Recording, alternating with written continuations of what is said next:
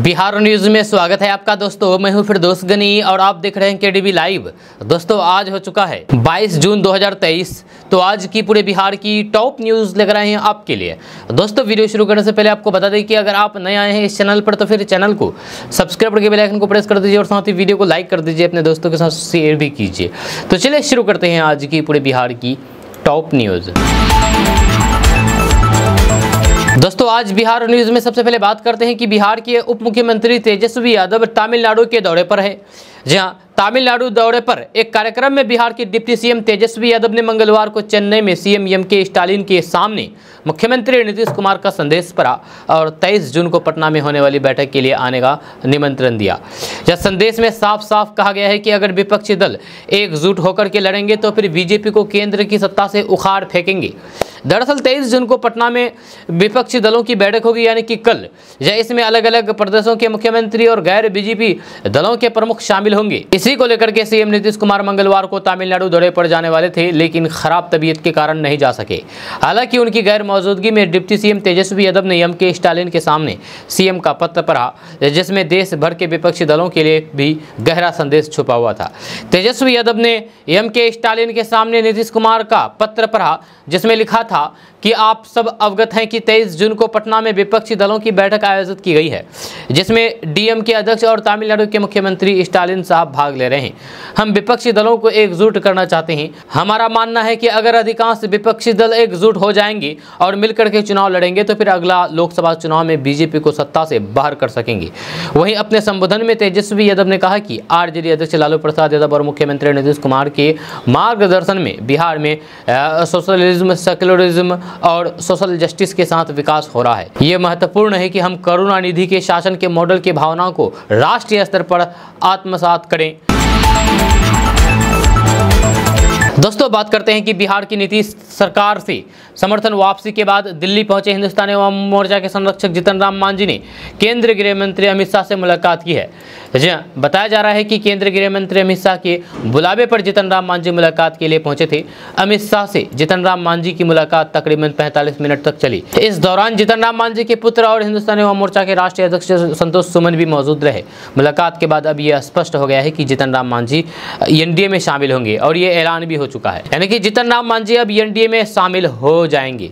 गौरतलब है कि 13 जून को जीतन राम मांझी के पुत्र संतोष सुमन ने नीतीश कैबिनेट से इस्तीफा दे दिया था और फिर नीतीश कुमार की पार्टी जदयू पर पार्टी मर्ज करने को लेकर के गंभीर आरोप लगाया था। इसके बाद 19 जून को जीतन राम मांझी ने गवर्नर को समर्थन वापसी का पत्र भी सौंपा था और फिर दिल्ली रवाना हो गए। दोस्तों अब एक बहुत बड़ी खबर सामने आई है। बहुत बड़ी खबर यह है कि बिहार के मुख्यमंत्री नीतीश कुमार को जान से मार देने की धमकी मिली है। जी हां, बिहार के मुख्यमंत्री नीतीश कुमार को जान से मार देने की धमकी मिलने के बाद बिहार की राजनीति में एक बार फिर से हरकत मच गया है। बुधवार को दिल्ली पुलिस को एक अज्ञात शख्स ने फोन करके नीतीश कुमार को जान से मार देने की धमकी दी। इसके अलावा पुलिस को फोन पर प्रधानमंत्री नरेंद्र मोदी और केंद्रीय गृह मंत्री अमित शाह की हत्या की भी धमकी दी गई। बिहार के मुख्यमंत्री नीतीश कुमार को जान से मारने की धमकी मिलने के बाद बिहार की राजनीति में एक बार फिर से उबाल आ गया है। समाचार एजेंसी एएनआई के अनुसार दिल्ली की बाहरी जिला पुलिस को बुधवार सुबह 2 पीसीआर कॉल प्राप्त हुई, जिसमें कॉलर ने प्रधानमंत्री मोदी, अमित शाह और सीएम नीतीश कुमार को जान से मार देने की धमकी दी गई है। इस कॉल के बाद दिल्ली से बिहार तक हरकत मच गया, जब दिल्ली पुलिस अलर्ट मोड पर आ गई है। पुलिस का कहना है कि कॉल करने वालों का पता लगाने के लिए एक टीम तैनात की गई है। आपको बता दूं कि इससे पहले भी 22 मार्च 2023 को सीएम नीतीश कुमार को फोन पर जान से मार देने की धमकी मिली थी। फोन पर आरोपी ने मुख्यमंत्री को 36 घंटे में उड़ाने की धमकी दी थी। इस मामले में सूरत से एक युवक को गिरफ्तार किया था। दोस्तों बात करते हैं कि मुख्यमंत्री नीतीश कुमार बीमार है। खबर के अनुसार वो बैक पेन से काफ़ी परेशान हैं। जहाँ बैठने में काफ़ी दिक्कतें हो रही है, इसकी वजह से सीएम नीतीश कुमार का सभी कार्यक्रम स्थगित कर दिया जा रहा है। ऐसे में अब आज मुख्यमंत्री नीतीश कुमार की अध्यक्षता में बुलाई गई कैबिनेट की बैठक भी कैंसिल कर दी गई है।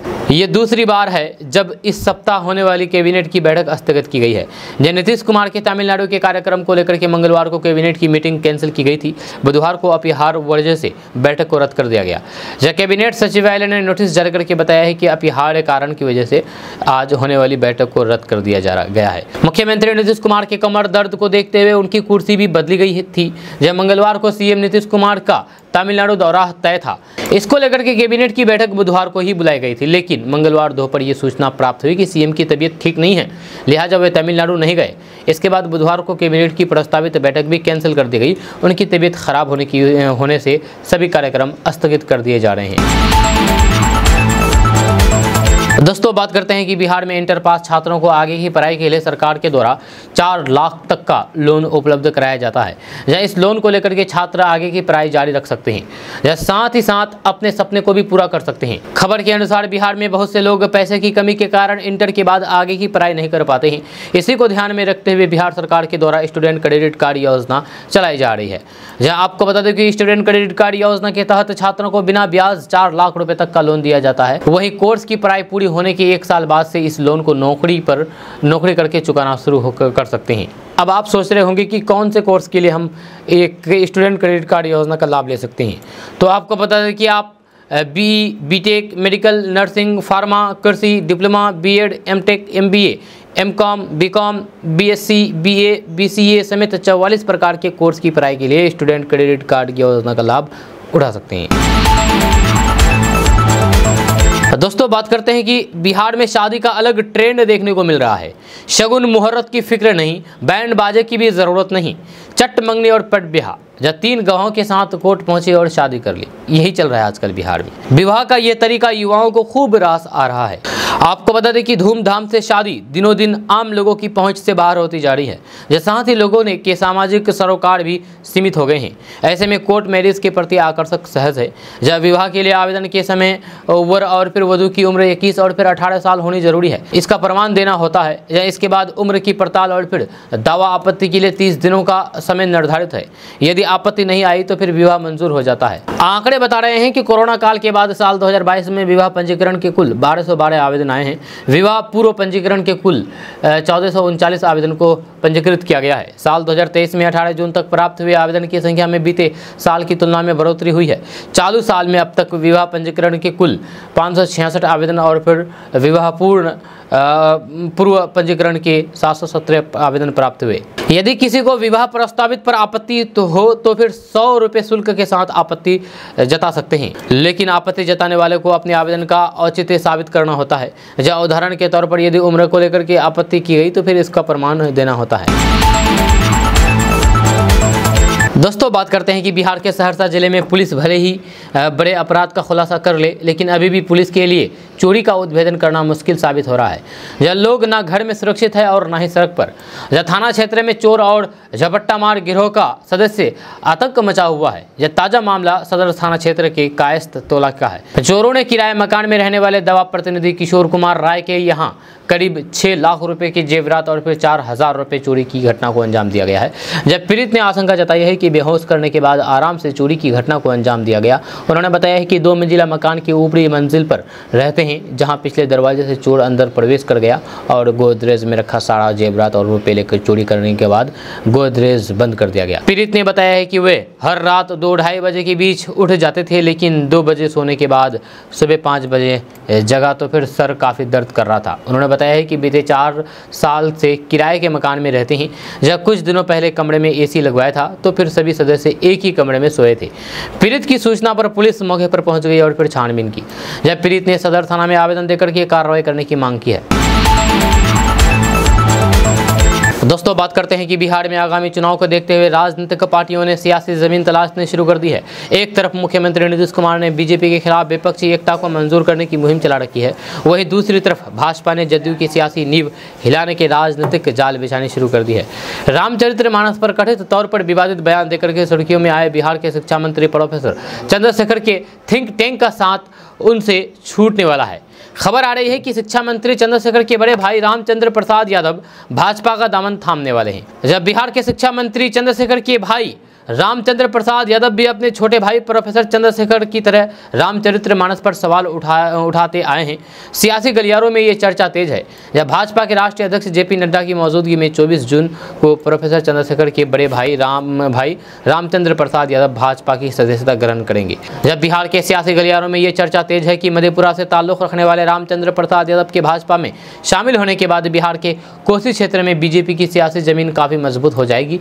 आपको बता दें कि दिल्ली यूनिवर्सिटी में प्रोफेसर रह चुके रामचंद्र प्रसाद यादव ने अपने सियासी सफर की शुरुआत लोजपा से की थी। प्रोफेसर रामचंद्र प्रसाद यादव हाल ही में दिल्ली यूनिवर्सिटी की सत्तवली कॉलेज में रिटायर हुए हैं।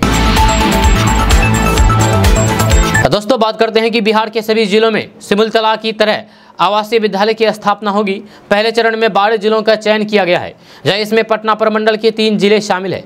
इन जिलों से 5-5 विद्यालयों की सूची शिक्षा विभाग को भेजी गई है। कमेटी स्थल जांच के बाद इन 5 में किसी एक का चयन करेगी। कमेटी देखेगी इन स्थल भवन की सारी सुविधाएं बहाल कराई जा सकती है या नहीं।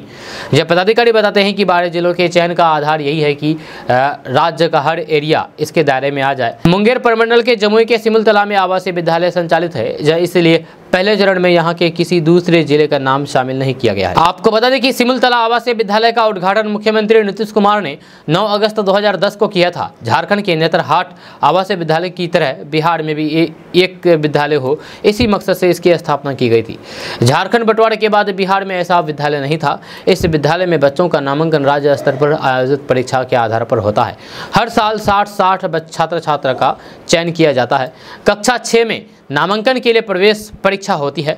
12वीं तक की पढ़ाई इसमें होती है। इस विद्यालय के शिक्षकों के चयन की प्रक्रिया भी अलग है। गुणवत्तापूर्ण शिक्षा मुहैया कराने के लिए विभाग इन स्कूल की नियमित मॉनिटरिंग करता है। जिन जिलों में अब सिमुलतला आवासीय विद्यालय की तरह विद्यालय खोलेंगे वो है नालंदा, रोहतास, कैमूर, बांका, सीवान, गया, समस्तीपुर, मधेपुरा, सुपौल, पश्चिमी चंपारण, वैशाली और पूर्णिया। यानी कि इन जिलों में सिमुलतला विद्यालय की तरह ही विद्यालय खोलेंगे।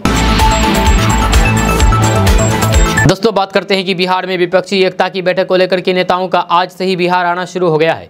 विपक्षी दलों के 3 नेता आज बिहार आ रहे हैं, जहां इनके आगमन को लेकर के प्रोटोकॉल और फिर अन्य व्यवस्थाओं के लिए दिशा निर्देश जारी कर दिया गया है। पूरे प्रशासन को अलर्ट मोड पर रहने का निर्देश जारी किया गया है। दरअसल राजधानी पटना में 23 जून को विपक्षी एकजुटता की बैठक होगी, यानी कि कल। इस बैठक में शामिल होने के लिए दिल्ली के सीएम अरविंद केजरीवाल, पश्चिम बंगाल की मुख्यमंत्री ममता बनर्जी और जम्मू कश्मीर के पूर्व मुख्यमंत्री सह पीडीपी के अध्यक्ष महबूबा मुफ्ती गुरुवार शाम यानी कि आज पहुंचेंगे। इन तीनों नेताओं को रुकने के लिए राजकीय अतिथिशाला में व्यवस्था की गई है, जहां इनके आगमन को देखते हुए प्रोटोकॉल और फिर अन्य व्यवस्थाओं के लिए दिशा निर्देश जारी कर दिया गया है। दोस्तों बात करते हैं कि मोबाइल ऐप से फुटपाथी दुकानदार या फिर रेहड़ी पटरी यानी कि स्ट्रीट वेंडर से भी अब बिहार के लोग सामान मंगा सकेंगे। इसके लिए बिहार के 1,18,000 निबंधित फुटपाथी दुकानदारों को स्वाभिमान ऐप से जोड़ा जाएगा। यह श्रम संसाधन विभाग इन सभी वेंडर को 48 घंटे का विशेष प्रशिक्षण देगा, ताकि वे ऐप पर सामान की जानकारी अपलोड कर सके और फिर आम लोग इसके जरिए ऑनलाइन खरीदारी कर सके। देश में बिहार इकलौता राज्य है जिसने स्ट्रीट वेंडर के लिए इस तरीके की प्रशिक्षण की शुरुआत की है। फिलहाल पायलट परियोजना के तहत 5 जिलों पटना, वैशाली, नालंदा, सारण और फिर दरभंगा में प्रशिक्षण की शुरुआत हो रही है। इन जिलों के 1500 फुटपाथी दुकानदारों का प्रशिक्षण होगा। इसके बाद अगले 3 महीने में राज्य के यानी कि बिहार के सभी 1,18,000 निबंधित वेंडरों को प्रशिक्षण दिया जाएगा। इसकी शुरुआत बुधवार को पटना के गांधी संग्रहालय से हो रही है। दोस्तों बात करेंगे कि बिहार विधानमंडल का मानसून सत्र इस बार जुलाई के अंतिम सप्ताह में नहीं बल्कि पहले पखवाड़े में ही चलने वाला है। इसको लेकर के राज्यपाल की तरफ से मंजूरी दे दी गई है। इस बार का मानसून सत्र 5 दिनों का होने वाला है। इससे पहले सभी को लेकर के विधानमंडल के दोनों सदनों के सचिवालय ने अपने अध्यक्ष और फिर सभापति से सहमति प्रदान कर ली गई थी। दरअसल बिहार विधानमंडल मानसून सत्र की शुरुआत 10 जुलाई से होने वाली है। ये बैठक 14 जुलाई तक चलेगी। इस दिन सबसे पहले सदन के नए शपथ या फिर प्रतिज्ञा ग्रहण किया जाएगा। बिहार विधानमंडल के सत्र में नहीं रहने की अवधि में महामहिम राज्यपाल द्वारा प्रख्यापित अध्यादेशों की प्रमाणीकृत प्रतियों का सदन पटल पर रखा जाना तय है। वहीं इस बार का मानसून सत्र काफी हंगामेदार होने के आसार हैं। विपक्ष सरकार को घेरने की तैयारी में है, तो फिर सत्ता पक्ष भी अपनी बातों को मुखरता से रखेगी। ये पहला मौका है जब मानसून सत्र जुलाई के दूसरे सप्ताह में बुलाई गई है। आमतौर पर मानसून सत्र जून के अंतिम सप्ताह या फिर जुलाई के पहले चरण में बुलाई जाती रही है। वहीं विपक्षी एकता की 23 जून की महत्वपूर्ण बैठक और फिर जीतन राम मांझी की सरकार से अलग होने के बाद विधानमंडल मंत्रिमंडल का ये पहला सत्र होगा। मानसून सत्र को लेकर के शुरू से ही ये परंपरा चली आ रही है कि यह सत्र छोटा होता है। इससे पहले 2022 में मानसून सत्र अवधि 64 दिनों की थी, पर 24 से 30 जून के बीच बैठक 7 दिन की हुई थी। दोस्तों, बात करते हैं कि चुनावी रणनीतिकार प्रशांत किशोर ने बुधवार को बयान जारी करके चाचा भतीजे की जोड़ी पर तीखा हमला बोला है। जब बिहार की जनता को लगातार उनके हक के लिए सचेत कर रहे जन स्वराज के संस्थापक प्रशांत किशोर ने नीतीश कुमार की सरकार के एक घोटाले पर बड़ा आरोप लगाया है, जहां इस आरोप पर बड़ा बयान दिया है। प्रशांत किशोर ने कहा है कि जेडीयू और आरजेडी के नेता जनता को लूट रहे हैं। कोई उनसे पूछे कि इतना पैसा वो कहां से लेकर आ रहे हैं, जब मैंने तो इसके लिए काम किया है। अगर मेरा मुंह खुल गया तो फिर किसी का धोती पाजामा नहीं बचेगा।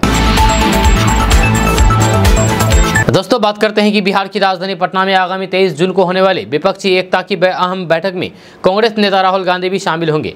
जहां राहुल गांधी के आगमन को लेकर के बिहार कांग्रेस के नेताओं और फिर कार्यकर्ताओं में उत्साह जोश है। पार्टी की तरफ से विशेष तैयारियां की जा रही है।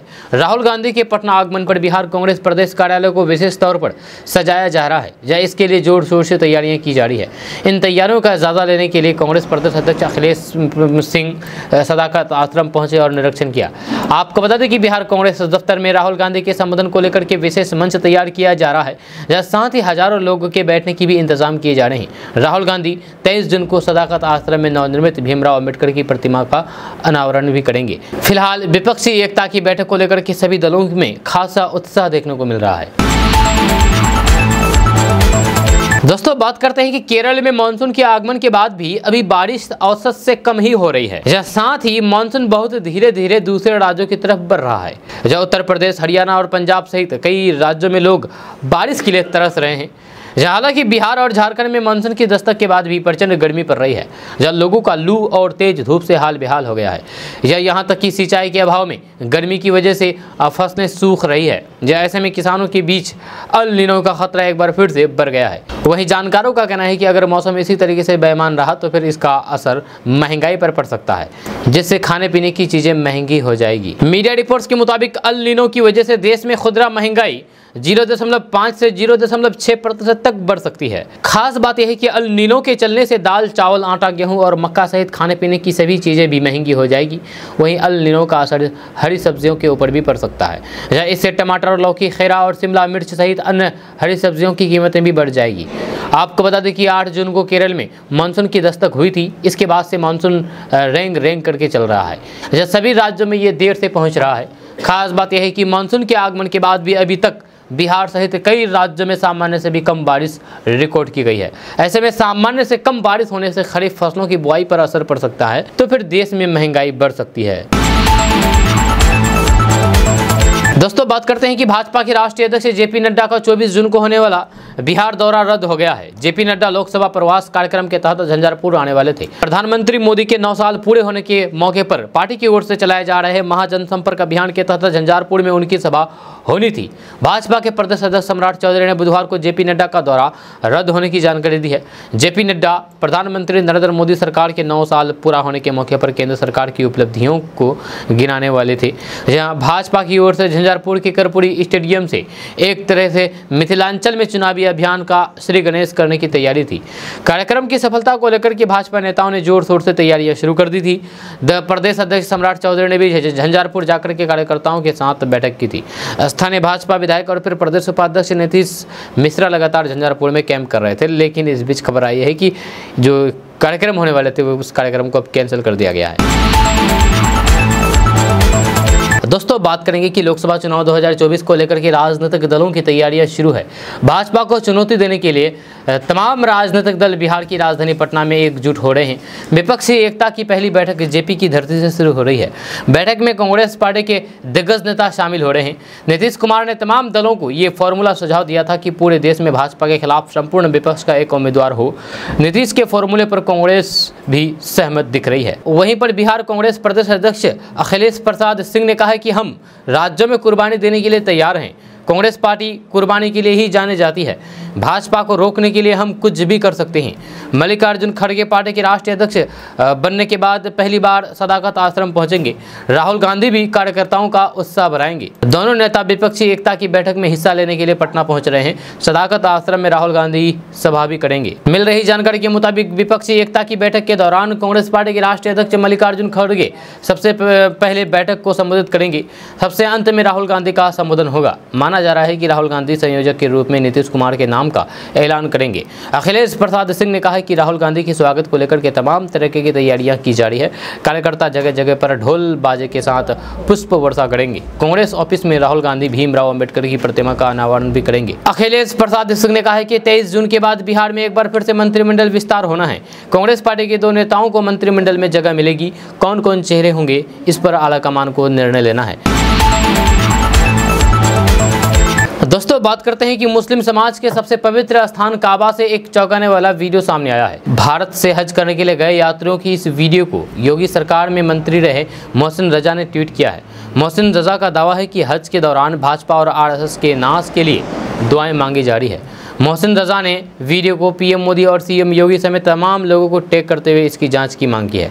उन्होंने ये भी लिखा है कि पवित्र जगह पर इस तरह की हरकत करने वालों की नागरिकता समाप्त करके इनकी मानसिकता वाले देश भेज देना चाहिए। मुस्लिम समाज के सबसे पवित्र स्थान काबा में इन दिनों हज यात्रा हो रही है। यह भारत से भी हजारों की संख्या में हज के लिए मुस्लिम समाज के लोग वहां गए हैं। हज यात्रा के तमाम वीडियो लोग शेयर कर रहे हैं। इन वीडियो में लोग अपने देश और अपने परिवार समाज के लिए दुआएं मांगते दिखाई दे रही है। जहाँ इन्हीं में से एक वीडियो में देश की सत्ता संभाल रही भाजपा और आरएसएस की बर्बादी के लिए दुआएं मांगी जा रही है। अब ये वीडियो सोशल मीडिया पर काफ़ी तेज़ी के साथ वायरल हो रही है। दोस्तों, बात करते हैं कि प्रधानमंत्री नरेंद्र मोदी ने अपने अमेरिकी दौरे के दौरान टेस्ला के सीईओ एलन मस्क से मुलाकात की है। इस दौरान एलन मस्क ने बताया है कि वे अगले साल भारत आने की योजना बना रहे हैं। प्रधानमंत्री नरेंद्र मोदी के साथ अपनी मुलाकात के बाद एलन मस्क ने कहा है कि ये बेहतरीन और बहुत अच्छी बातचीत थी। उन्होंने कहा है कि मैं अगले साल भारत आने की योजना बना रहा हूँ। एलन मस्क ने कहा है कि मैं भारत के भविष्य को लेकर के अविश्वसनीय रूप से उत्साहित हूँ। भारत में दुनिया के किसी बड़े देश की तुलना में अधिकांश संभावना है। पीएम मोदी वास्तव में भारत की परवाह करते हैं क्योंकि वे हमें भारत में महत्वपूर्ण निवेश करने के लिए प्रेरित कर रहे हैं। मैं मोदी का प्रशंसक हूं। ये एक शानदार मुलाकात थी और मैं उन्हें काफ़ी पसंद करता हूं। दोस्तों, बात करते हैं कि बिहार में भीषण गर्मी और लू से हाहाकार मची हुई है। जो गुरुवार से सोमवार तक अलग अलग जिलों में 74 लोगों की जान जा चुकी है। इस भीषण गर्मी की वजह से, लू की वजह से सिर्फ सोमवार को 20 से अधिक लोगों की लू लगने की वजह से, गर्मी लगने की वजह से जान गई है। हालांकि बिहार सरकार का कहना है कि लू लगने से अब तक सिर्फ 4 लोगों की जान गई है, जबकि हकीकत कुछ और बयां कर रही है। कल समाचार एजेंसी पीटीआई से बातचीत करते हुए बिहार के आपदा प्रबंधन मंत्री शाहनवाज आलम ने कहा है कि बिहार में लू लगने से अब तक सिर्फ 4 लोगों की जान गई है। मंत्री ने कहा कि पिछले 48 घंटे के दौरान राज्य में हीट स्ट्रोक से मरने वालों में जहानाबाद के 2 और भोजपुर के 2 लोग शामिल हैं। बिहार सरकार के मंत्री ने दावा किया है कि अन्य 22 लोगों की जान किसी अन्य कारण से हुई है। मंत्री शाहनवाज ने कहा कि 5 लोगों के शव पोस्टमार्टम के लिए भेजे गए हैं। रिपोर्ट मिलने के बाद उनकी मौत के कारण का पता चलेगा। हालांकि मंत्री से पूछा गया है कि भोजपुर जिला प्रशासन के आपदा प्रबंधन विभाग ने पिछले 2 दिनों में जिन जिले में हीट स्ट्रोक से 5 लोगों की जान जाने की पुष्टि की है, इस पर शाहनवाज ने चुप्पी साध ली है। दोस्तों, बात करते हैं कि गर्मियां अपने चरम पर है और मीठे, रसीले और फिर स्वादिष्ट आम हर किसी को पसंद आते हैं। आम और उसके रस में वास्तव में कुछ खास है जो इसे गर्मी को मात देने के लिए एकदम सही फल है। जहाँ भारत आमों की किस्मों से भरा देश है और फिर लोग आमों को उनके सभी रूपों को जानते पहचानते हैं। इसी बीच बिहार में आयोजित एक आम खाने की प्रतियोगिता के एक वीडियो ने इंटरनेट पर दिलचस्पी पैदा कर दी है। स्वादिष्ट आम खाने वाले वायरल वीडियो ने लोगों के मुंह में पानी ला दिया है। जहां आम खाने की प्रतियोगिता पटना बिहार में राज्य स्तरीय आम उत्सव का हिस्सा थी। जहां कृषि विभाग के उद्यान निदेशालय द्वारा आयोजित 2 दिवसीय आम उत्सव में आम की किस्मों का प्रदर्शन किया गया। आम खाओ इनाम पाओ की टैगलाइन के साथ बिहार में पश्चिमी चंपारण के बेतिया इलाके में आम खाने की प्रतियोगिता का आयोजन किया गया। आपको बता दें कि प्रतिभागियों के सामने प्लेट भर आम रखे जाते हैं और इन्हें दिए गए समय के पहले उन्हें ख़त्म करना होता है। यह प्रतियोगियों को एक के बाद एक आम चबाते देखा जा सकता है। दोस्तों बात करते हैं कि प्रधानमंत्री नरेंद्र मोदी मंगलवार को अमेरिका के पहले राजकीय दौरे पर न्यूयॉर्क पहुंच गए हैं। इस दौरान उनका एयरपोर्ट पर जोरदार स्वागत किया गया। पीएम मोदी के अमेरिकी दौरे को लेकर के भारतीय मूल के लोगों में उत्साह है। न्यूयॉर्क में प्रधानमंत्री के होटल के बाहर बड़ी संख्या में भारतीयों का जमावड़ा देखने को मिला। पीएम मोदी के समर्थक भारी तादाद में लौटे न्यूयॉर्क प्लेस होटल के बाहर उनका इंतजार करते दिखे। जहाँ उनके प्रशंसकों में से एक विष्णु भाई पटेल हैं जो पीएम मोदी की तस्वीर वाली जैकेट पहने हुए दिखाई दिए। जहाँ उन्होंने इस जैकेट के जरिए पीएम मोदी के प्रति अपना प्रेम और सम्मान जाहिर किया है। पीएम मोदी के इस फैन ने 2014 से अपनी कार की नंबर प्लेट पर मोदी पीएम लिखवा रखा है। उन्होंने इस जैकेट के बारे में बताया कि ये जैकेट दरअसल 2015 में गुजरात दिवस के दौरान तैयार की गई थी। ऐसी 26 जैकेट हैं और इन 26 जैकेटों में से 4 आज अमेरिका में हैं। ये एक रात में तैयार की गई है और भारत से यहां भेजी गई है। दोस्तों बात करते हैं कि बिहार में 23 जून को विपक्षी दलों की महत्वपूर्ण बैठक होगी, यानी कि कल। इस बैठक को लेकर के सभी तैयारियों को अंतिम रूप दिया जा रहा है। वहीं दूसरी तरफ बिहार के विपक्ष में बैठी पार्टियां लगातार ये सवाल कर रही है कि आखिरकार विपक्ष पहले ही ये तय कर ले कि पीएम फेस कौन होगा, इसके बाद कोई बैठक करे। इन्हीं सवालों का जवाब जदयू के वरिष्ठ नेता विजय कुमार चौधरी ने अपने अंदाज में दिया है। विजय कुमार चौधरी ने कहा है कि पहले हम वैकेंसी बनाते हैं, उसके बाद फिर हम कैंडिडेट चूज करते हैं। दरअसल वित्त मंत्री और मुख्यमंत्री नीतीश कुमार के सबसे भरोसेमंद कहे जाने वाले मंत्री विजय कुमार चौधरी से जब ये सवाल किया गया कि विपक्ष में पीएम चेहरा कौन होगा, जिसके बाद इसका जवाब देते हुए विजय कुमार चौधरी ने कहा कि राजनीति में रणनीति बनाने के लिए देश के तमाम विपक्षी नेताओं की 23 जून को पटना में होने वाली बैठक एक ऐतिहासिक घटना है। ये पूरे प्रदेशवासियों के लिए एक गौरवशाली क्षण है। इससे मालूम पड़ता है कि देश भर की राजनीति में मुख्यमंत्री नीतीश कुमार की कितनी विश्वसनीयता है। इसके आगे उन्होंने कहा है कि जिन लोगों को लगता है कि देश में पीएम पद पर वैकेंसी नहीं है, तो उन्हें हम विपक्षी एकता के माध्यम से पीएम की वैकेंसी से अवगत कराएंगे और फिर पीएम बनवाएंगे। हम पहले वैकेंसी बनाते हैं, उसके बाद चेहरे तय करते हैं और फिर इसके लिए हमारे पास भरपूर समय है। पूरा देश के लोग नीतीश कुमार पर भरोसा कर रहे हैं। विजय कुमार चौधरी ने कहा है कि विपक्षी पार्टियों की एकजुटता के बाद देशवासियों में भी एक उम्मीद की किरण जगी है। अब भाजपा को 2014 में सत्ता से बेदखल करने का प्रयास सफल होगा। जितने भी दलों को निमंत्रण भेजा गया है, सभी दल 23 जून को पटना आ रहे हैं। जब सभी दल साथ मिलकर के 2024 लोकसभा चुनाव लड़ने का मन बना चुके हैं। दोस्तों बात करते हैं कि पूर्वी चंपारण के कल्याणपुर कैथोलिया में विश्व का यानी कि दुनिया का सबसे बड़ा विराट रामायण मंदिर का निर्माण कार्य रविवार को वैदिक मंत्रोच्चार के साथ शुरू हो गया है। 120 एकड़ में प्रस्तावित मंदिर का निर्माण 2025 तक पूरा होगा। जब पहले चरण में 3000 पाइलिंग यानी कि फाउंडेशन वर्क नवंबर 2023 तक पूरा कर लिया जाएगा। आचार्य कुणाल किशोर ने कार्यस्थल पर पूजा अर्चना करके मंदिर का निर्माण कार्य शुरू करवाया है। इसके साथ ही मंदिर के निर्माण को लेकर के लोगों के बीच संशय भी समाप्त हो गया है। जब मंदिर का भूमि पूजन 2012 में हुआ था, जब तब से कई बाधाएं आई। आचार्य कुणाल किशोर ने कहा है कि अब सारी बाधाएं दूर हो गई है। जब मंदिर का निर्माण शुरू हो गया है, इसे निर्धारित अवधि में पूरा कर लिया जाएगा। यह मंदिर दुनिया का सबसे ऊंचा, बड़ा और चौड़ा होगा। मंदिर में 210 EMT का सबसे बड़ा शिवलिंग स्थापित किया जाएगा। शिवलिंग की ऊंचाई 33 फुट होगी। जब उसे 156 पहिए वाले ट्रक से महाबलीराम से यहां लाकर के स्थापित किया जाएगा। शिवलिंग की स्थापना के बाद शिखर सजावट का भी कार्य किया जाएगा। दोस्तों बात करते हैं कि बीजेपी के वरिष्ठ नेता और बिहार के पूर्व डिप्टी सीएम सुशील कुमार मोदी कल देर शाम समस्तीपुर पहुंचे। यहां उन्होंने बीजेपी के वरिष्ठ नेता दिवंगत नेता भाग्य नारायण राय के परिवार वालों से उनके निवास स्थान हरपुर एथलॉल पहुंच करके मुलाकात की। इसी दौरान सुशील मोदी ने मुख्यमंत्री नीतीश कुमार के महागठबंधन को एकजुट करने की कवायद पर प्रहार करते हुए कहा कि इन दिनों नीतीश कुमार कमजोर हो गए हैं।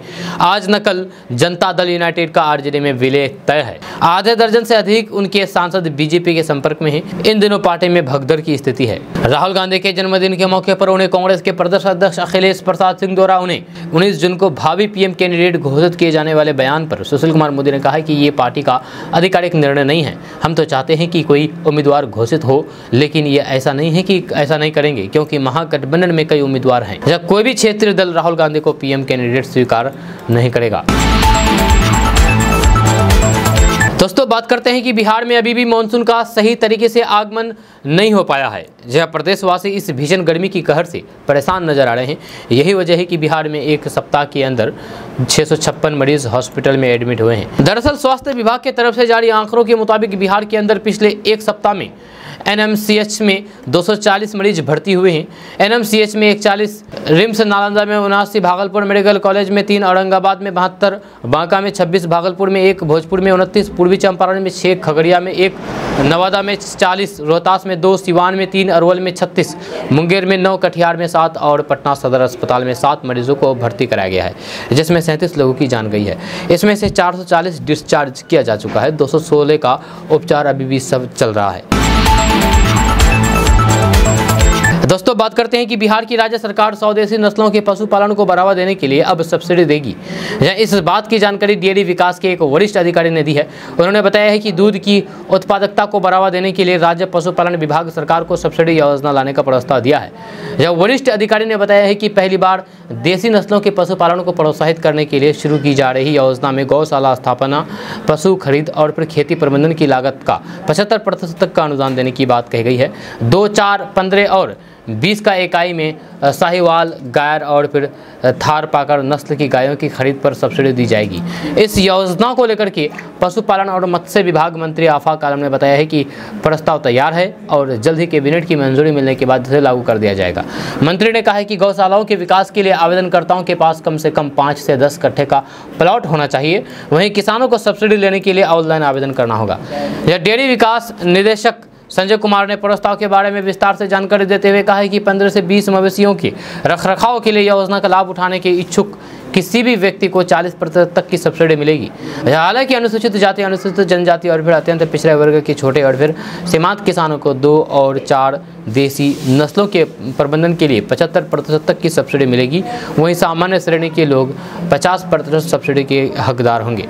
जब मंत्री आफाक आलम ने बताया कि फिलहाल सब्सिडी योजना केवल संकर नस्ल की गायों और फिर भैंसों के लिए उपलब्ध है। हालांकि इस साल स्वदेशी नस्लों के पशुपालन को बढ़ावा देने के लिए वार्षिक बजट में 40 करोड़ रुपए आवंटित किए गए हैं।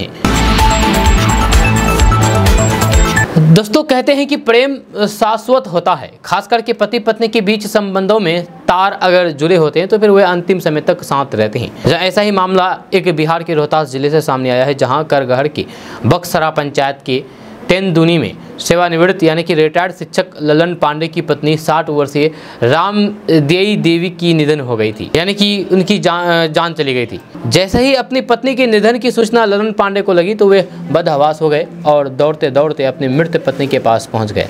जब अपनी पत्नी का मृत चेहरा देख करके वे गहरे सदमे में चले गए। इसी बीच ललन पांडे भी बेहोश हो गए और मूर्छित होकर के आंगन में ही गिर पड़े। लोग उनके चेहरे पर पानी छींटने लगे, लेकिन वे उठने का नाम नहीं ले रहे थे। जिसके बाद आनंद फराने में उन्हें परिवार वाले अस्पताल ले जाने लगे, लेकिन तब तक पत्नी की लाश के पास ही उसने दम तोड़ दिया। बुजुर्ग पत्नी की मौत का सदमा ललन पांडे बर्दाश्त नहीं कर सके और उनकी जान चली गई। जिसके बाद घर से एक साथ दोनों पति पत्नी की अर्थी उठी। एक ही साथ पति पत्नी की अर्थी उठते देख करके पूरा गांव सन्न रह गया। जब अपनी पत्नी के वियोग में सेवानिवृत्त रिटायर्ड शिक्षक की जान जाने की खबर जंगल की आग की तरह पूरे गांव में फैल गई। देखते देखते आसपास के लोग भी इकट्ठा हो गए। सभी के मुंह से दंपति के आपसी प्रेम की चर्चा होने लगी। जीते जी तो साथ निभाया, लेकिन मरने के बाद भी दोनों पत्नी पत्नी साथ खुद प्राण त्याग करके परलोक सिधार जाने पर ललन पांडे की चर्चा हो रही है। इन दोनों को जानने वाले कहते हैं कि दंपति के बीच दोस्ती सा रिश्ता था, जब दोनों एक दूसरे के साथ मित्रवत व्यवहार करते थे, एक दूसरे के दुख को देख करके दुख होते थे, जहाँ तथा घर में कोई भी खुशियाँ आती तो फिर दोनों साथ मिलकर के खुश होते थे। लेकिन जब पत्नी स्वर्ग सिधर गई तो फिर पति ललन पांडे सदमा बर्दाश्त नहीं कर सके और पत्नी के निधन के बाद खुद भी दम तोड़ दिया। दोस्तों बात करते हैं कि अगर आप हाल फिलहाल में अपना घर बनाने का प्लान कर रहे हैं तो फिर खबर आपके खुश कर देगी। जी हाँ, जल्द ही सीमेंट की कीमत में 10 से 12 रुपए तक की कमी आ सकती है। मौजूदा वित्त वर्ष में सीमेंट कंपनियां मांग में मजबूती बने रहने के बावजूद भी कंपटीशन बढ़ने से कीमतों में 1 से 3% तक की कटौती कर सकती है। एक रिपोर्ट में ये उम्मीद जताई गई है। जब क्रिसिल रेटिंग ने रिपोर्ट में कहा कि सीमेंट प्रोडक्शन में कच्चे माल के तौर पर इस्तेमाल होने वाली चीज़ों की कीमत गिरने से सीमेंट की कीमतें कम हो सकती है। जब पिछले वित्त वर्ष में सीमेंट 391 रुपये प्रति बोरी के रिकॉर्ड स्तर पर पहुंच गया था। जब रिपोर्ट्स के अनुसार महामारी की वजह से पैदा हुए गतिविधियों के अलावा कच्चे माल की लागत बढ़ने और फिर यूक्रेन पर रूस के हमले से पैदा हुए हालात की इस कीमत बढ़ोतरी में अहम भूमिका रही है। हालांकि चालू वित्त वर्ष में सीमेंट उद्योग में प्रतिस्पर्धा तेज होने और फिर लागत कीमत में नरमी आने से रेट बढ़ने का सिलसिला थमता नजर आ रहा है। रिपोर्ट में अनुमान जताया गया है कि सीमेंट की खुदरा कीमतें इस साल 1 से 3% तक की कम हो सकती है। दोस्तों बात करते हैं कि दिल्ली के मुख्यमंत्री अरविंद केजरीवाल 23 जून को यानी कि कल पटना में होने वाली विपक्षी पार्टियों की बैठक में केंद्र के अध्यादेश पर चर्चा हो, इसके लिए हर प्रयास कर रहे हैं। मुख्यमंत्री मंगलवार से ही लगातार कई बार विपक्षी पार्टियों से गुहार लगा चुके हैं कि 23 जून को दिल्ली के अध्यादेश पर बातचीत जरूर हो जाए। इसके लिए बुधवार को केजरीवाल ने विपक्षी पार्टियों को एक खत भी लिखा है। इस चिट्ठी में केजरीवाल ने आग्रह किया है कि 23 जून 2023 को बिहार में विपक्षी पार्टियों की बैठक में अध्यादेश को संसद में हराने पर सबसे पहले चर्चा हो। केजरीवाल ने आगे लिखा है कि दिल्ली का अध्यादेश एक प्रयोग ये सफल हुआ तो केंद्र सरकार गैर भाजपा राज्यों के लिए ऐसा ही अध्यादेश लाकर के राज्य सरकार का अधिकार छीन लेगी। दिल्ली के मुख्यमंत्री अरविंद केजरीवाल ने आगे कहा है कि वे दिन दूर नहीं जब प्रधानमंत्री 33 राज्यपालों और फिर एलजी के माध्यम से सभी राज्य सरकारें चलाएंगी। दोस्तों बात करते हैं कि स्वास्थ्य विभाग सदर अस्पताल को अत्याधुनिक बना करके यहाँ हर तरह के सामान्य से लेकर के गंभीर नवजात को लेकर के सभी आयु वर्ग के मरीजों को बेहतर स्वास्थ्य सुविधाएं उपलब्ध कराने में जुटी हुई है। इसी उद्देश्य से सदर अस्पताल में 42 बेड का पीकू वार्ड एवं 10 बेड का अलग आईसीयू वार्ड बनेगा। पीकू वार्ड एवं 18 साल से ऊपर के आयु वर्ग के गंभीर मरीजों के लिए अत्याधुनिक सुविधाओं से लैस अलग से 10 बेड का अलग आईसीयू बनेगा। ये बनेगा किशनगंज सदर अस्पताल में। जी हाँ, किशनगंज सदर अस्पताल में अत्याधुनिक आईसीयू निर्माण की कवायद शुरू है। किशनगंज सदर अस्पताल परिसर में पुराना एएनएम स्कूल को आईसीयू अस्पताल की आधारभूत संरचना करके आधुनिक सुविधाओं से लैस वातानुकूलित और फिर ऑक्सीजन सहित सुविधाओं से तैयार किया जाएगा।